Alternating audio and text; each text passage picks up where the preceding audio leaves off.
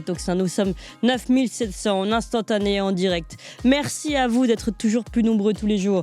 Vous appelez vos amis pour qu'on soit encore plus nombreux. Vous mettez vos pouces juste avant la chronique internationale de Éric Denessé.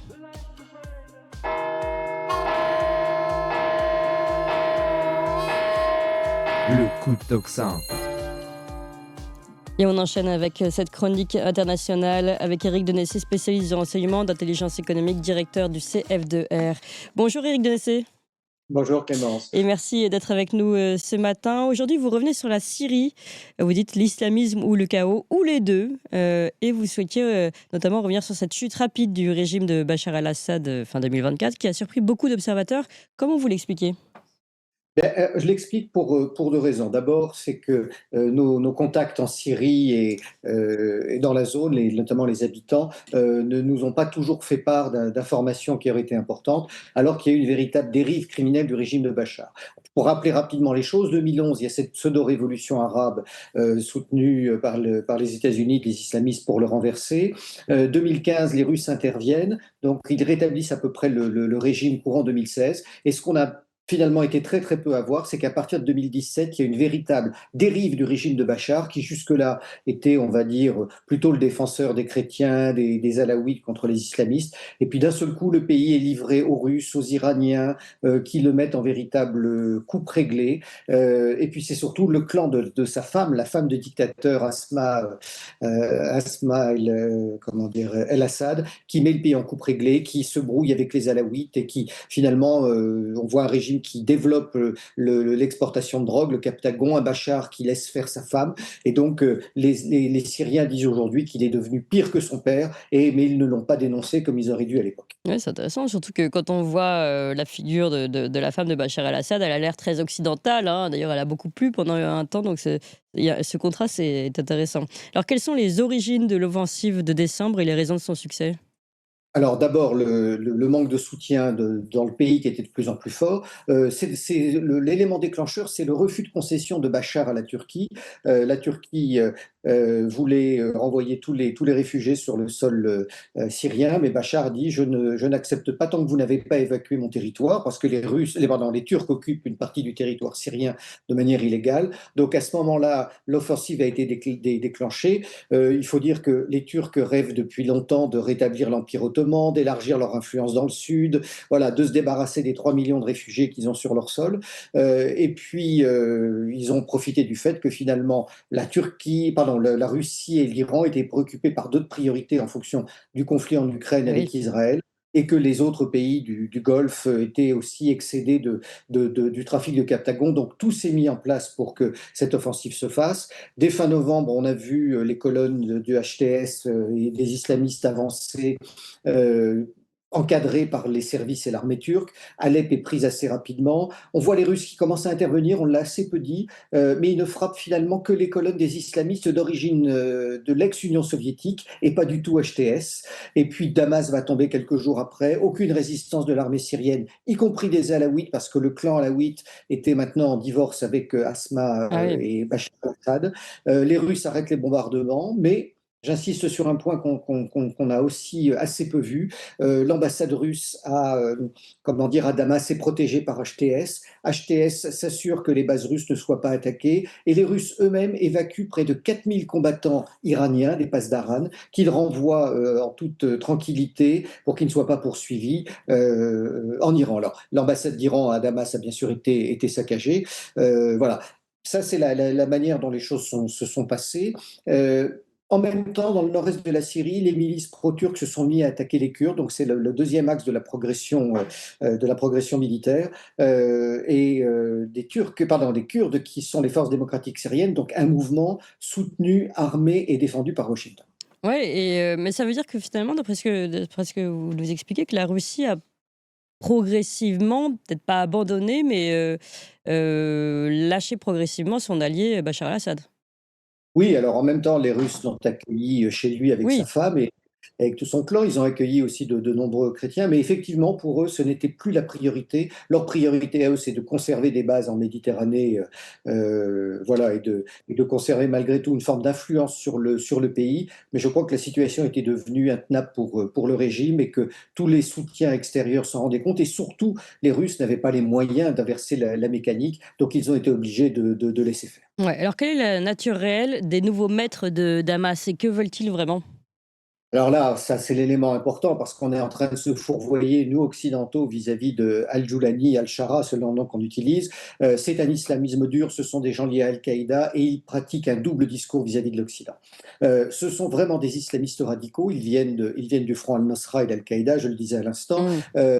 Al-Shara a été proche Al-Zarqawi, le grand terroriste qui a sévi en Irak, mais aussi d'Al-Baghdadi, l'émir de Daesh. D'ailleurs, en 2017, il faut le rappeler, le département d'État américain avait mis une prime de 10 millions de dollars sur la tête d'Al-Joulani pour récupérer toute information le concernant. Ouais. Il est intéressant, on retrouve encore sur Internet ces interviews d'il y a 10 ans où il disait qu'il était là pour mettre en place la charia, un État islamiste dur en Syrie. Donc c'est un vrai double discours et j'ajouterai à ça qu'on a aussi vu ces derniers temps les vidéos du ministre de la Justice qui a été nommé à Damas et où on le voit participer à des exécutions de Tout à femmes fait. parce qu'elles ont fait de la prostitution. Donc on est vraiment dans tout ce qu'il y a de plus islamiste dans ce pays. Maintenant, ça ne veut pas dire que le régime soit homogène. Ayat Tahrir al-Sham, c'est qu'une composante de ces factions islamistes qui ont pris le pouvoir à Damas. Il y en a une trentaine.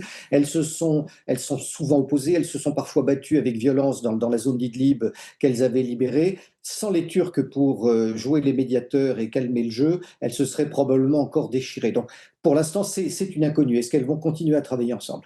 Et il faut rappeler aussi que HTS a récupéré à partir de 2019 des éléments de Daesh qui avaient quitté l'Afghanistan pour se battre en Syrie. Et lorsqu'ils ont voulu retourner en Afghanistan, ils ont vu que leur place dans la hiérarchie de l'État islamique était occupée par d'autres. Donc, par dépit, ils sont revenus en Syrie. Alors, ça peut paraître comique, mais en réalité, les éléments les plus durs aujourd'hui qui sont présents sur le terrain en Syrie sont des non-arabes et même des non-syriens, essentiellement des combattants principalement d'Asie centrale et du Maghreb. Et d'ailleurs, celui qui a été nommé chef des forces armées de cette nouvelle armée syrienne, c'est Saïf ad-Din Tadjiboev, qui est un Tadjik et qui rêve de devenir président du Tadjikistan, où il est poursuivi pour actions terroristes et tentatives de déstabilisation de l'État. Donc ce sont des gens extrêmement durs, Ouais. même s'ils le dissimulent encore vis-à-vis de l'Occident, ce qu'ils ne parviennent pas à faire vis-à-vis des Syriens, bien sûr. Ouais, alors ça, vous nous avez expliqué pour les maîtres de Damas, qui voulaient maintenant on sait qu'il y a de nombreux acteurs étrangers présents en Syrie. Quels sont-ils d'abord? Et puis quels sont à chaque fois leurs objectifs à eux, leurs intérêts, directs? Oui, alors de très nombreux acteurs étrangers sont présents en Syrie, hein. Bien sûr, la Russie, la Turquie, les États-Unis, Israël, Iran, le Hezbollah libanais, plus les groupes terroristes. C'est donc un vrai chaudron. Côté russe, on a vu que les bases avaient été évacuées momentanément pendant que les Israéliens se livraient à des frappes. Aujourd'hui, elles ne semblent pas menacées, mais on ne sait pas exactement ce que Moscou va faire sur le terrain. Le président, enfin le nouveau dirigeant Al-Shara a bien sûr donné des garanties à Moscou en disant qu'il y avait des intérêts stratégiques profonds entre la Syrie et la Russie, qu'il n'était pas question de les remettre en cause. Il l'a dit sur une chaîne saoudienne qui s'appelle Al Arabiya. Et donc, il ne veut pas que la Russie quitte le pays en l'état actuel des choses, notamment parce que les Russes apportent quand même une assistance technique sur des centrales électriques qui est importante. Oui. Côté israélien, les Israéliens ont profité au maximum du chaos syrien. Ils se sont livrés à plus de 500 frappes aériennes contre toutes les infrastructures militaires, les centres de recherche, les zones d'industrie d'armement du pays. Ils ont quasiment rayé la carte, l'armée syrienne pour quelques années. Euh, et en plus, ce qu'on oublie, c'est que le jour même où Al-Joulani arrive au pouvoir à Damas, les Israéliens ont avancé dans le Golan, ils ont pris le contrôle de ce qu'on appelle la zone tampon du Golan. Ils se retrouvent ainsi à près de 20 km, ils étaient quasiment à 20 km de Damas. Et bien sûr, le HTS n'a pas protesté. La seule chose qui a fait réagir Netanyahou ces dernières semaines, c'est lorsque Al-Joulani a déclaré qu'il était prêt à dialoguer avec l'Iran et le Hezbollah. Et bien sûr, les Israéliens ont émis immédiatement toute une série de menaces.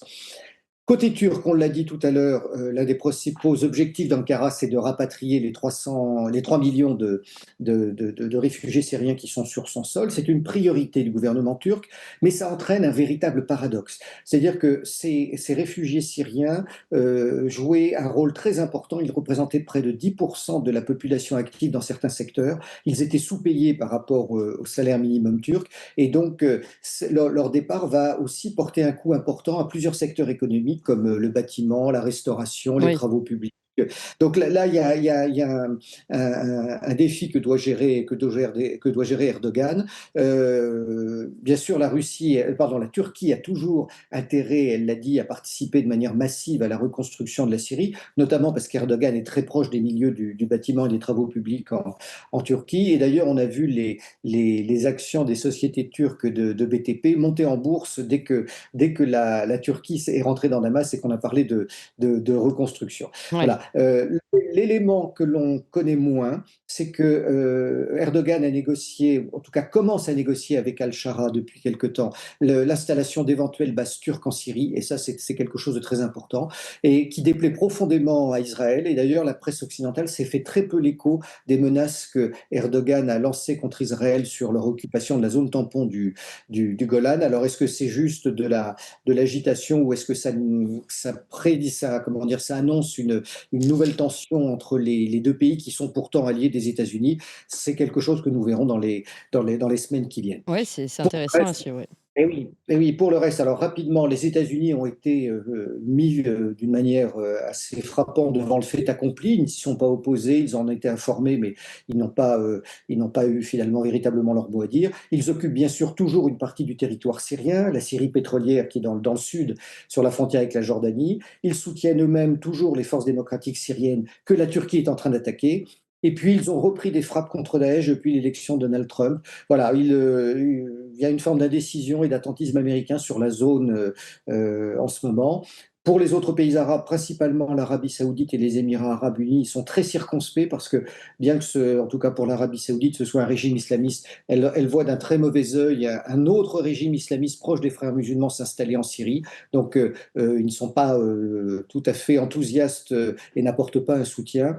Et puis, il faut dire qu'il y a un peuple qui est en danger, ce sont les Kurdes. Et puis derrière ça, il y a des Européens, notamment des Français, qui applaudissent, qui invitent ces dirigeants islamistes en Europe et qui les félicitent. C'est Ouais. pour le moins une victoire. Ça, c'est sûr et on l'a vu. Alors, on a parlé des acteurs internationaux, mais quelle est la situation intérieure en Syrie? Comment ça se passe pour la population sur place? Alors, la situation est extrêmement dure. Le pays sort de 13 ans de guerre. 13 ans de guerre, c'est énorme. Le pays, on voit souvent dans la télévision française des images de Gaza, mais je crois qu'il faut dire que la Syrie est quasiment au même niveau à l'échelle de tout un pays. Rien n'est fait pour accueillir les 3 millions de personnes qui vont rentrer, ce qui va être assez catastrophique. Beaucoup d'armes ont été abandonnées par l'armée syrienne lorsqu'elle s'est débandée face à l'offensive. Ces armes ont été récupérées par la population, par les criminels, et notamment les criminels libérés des prisons de Bachar, parce qu'il y avait des prisonniers politiques mais il y avait aussi beaucoup de prisonniers de droit commun. Donc on est là face à un cocktail tout à fait explosif avec des niveaux d'insécurité et de criminalité qui sont en train de monter en flèche. D'un autre côté, les libérateurs de Damas, donc le régime islamiste, est en Oui, train vraiment de quadriller la ville. Pour l'instant, il n'y a pas encore, il y a quelques pillages, il y a quelques règlements de compte, mais ça s'accroît, mais ça reste limité. Ils cherchent quartier par quartier à savoir qui a été collaborateur du régime, qui est chrétien, qui est alaouite. Voilà. Et je crois qu'il faut dire que tout est fait sur place pour pousser les chrétiens à quitter le pays. La Grèce est un des pays qui s'est dit prêt à accueillir les chrétiens syriens, mais c'est pour eux finalement quelque chose une voie quasiment programmée, et ça va être la fin du christianisme en Syrie, qui a été le pays, le berceau du christianisme, non seulement au Moyen-Orient et dans le monde. ouais. Voilà, les mesures sont extrêmement dures contre ces populations. D'accord et comment vous voyez finalement, l'avenir, de ce pays, au moins à court terme? Ouais, vous le disiez dans le titre de cette rubrique, on a le choix entre un régime islamiste qui semble être aujourd'hui la solution qui paraît s'imposer, ou l'autre issue, ce serait une véritable guerre civile entre factions, entre druzes, alaouites, chiites, sunnites, chrétiens, qui ferait finalement une guerre civile similaire à celle du Liban, mais en 10 fois plus grave. Et je dirais que malheureusement, si la situation était encore pire, on pourrait avoir une combinaison des deux. Ça pourrait être un véritable séisme géopolitique régional avec un impact impact terrible sur les pays voisins, et ça pourrait devenir le foyer de déstabilisation, non seulement du Moyen-Orient, mais finalement de toute la partie également jusqu'à l'Égypte et autour de Gaza. Donc c'est une situation qu'il faut suivre avec beaucoup de précision. Merci beaucoup Éric Denessé pour ces informations qu'on n'entend pas ailleurs, hein. Vous l'avez souligné, il y a beaucoup de choses qui ne sont pas forcément dans la lumière de nos médias. Merci Éric Denessé, je rappelle directeur du CFDR, Centre français de recherche sur le renseignement. Merci.